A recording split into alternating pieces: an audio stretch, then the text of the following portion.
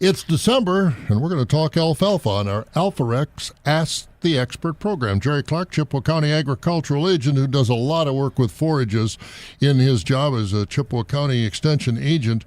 And Jerry, here we are in the middle of December. We're not going to seed alfalfa yet, but we do have, when we do that, we do have options. You know, we always think about the spring, but we do some fall seeding too. Sure. And that can work, can it? Yeah, that's the beauty of alfalfa, is that we do have a pretty wide planting window for alfalfa. Now, if we get that summer seeding or that spring seeding in, that allows for a couple of harvests, maybe into July, maybe another one in August. So we do get some added benefit to that spring application or that spring seeding. But the summer seeding is one that we kind of overlook at times because we're really busy maybe with getting some harvests in, those kind of things. And we can get that summer seeding in before the deadline is usually around August 15th. So we give ourselves a good 6 weeks to get that crown established in that alfalfa. So trying to get that summer seeding in. Also, there's less weed competition. So there's less need for herbicides and some of those kind of products in order to control weeds. Where in the spring spring seeding, you're going to need to control weeds at some point, either with a nurse crop to help outcompete those weeds, or actually come in with a chemical to try to burn them back.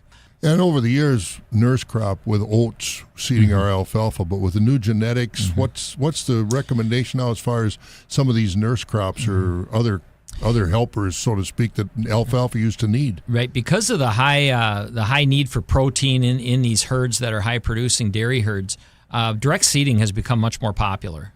So there's direct seeding that goes into especially a spring seeding. Do some weed control. Have a couple of cuttings of pure alfalfa.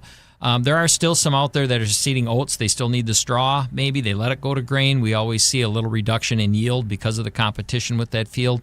And there's also some that are putting grass in with their seeding, maybe a couple pounds of some type of ryegrass, maybe orchard grass, something to that effect, just to try to keep that fiber digestibility up a little bit more in that stand, rather than having to turn around and add it back into the ration later.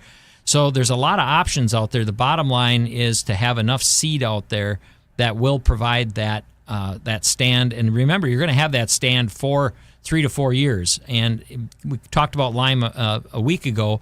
That's where those types of fertility issues can really widen the length of that stand. And so good fertility, good seed establishment, having enough plants out there, good fertilization, that's all going to add up to a longer stand, and therefore you don't have to turn that stand over and reseed. All right, so do it right, use the modern genetics, and you will have an awful lot of good alfalfa.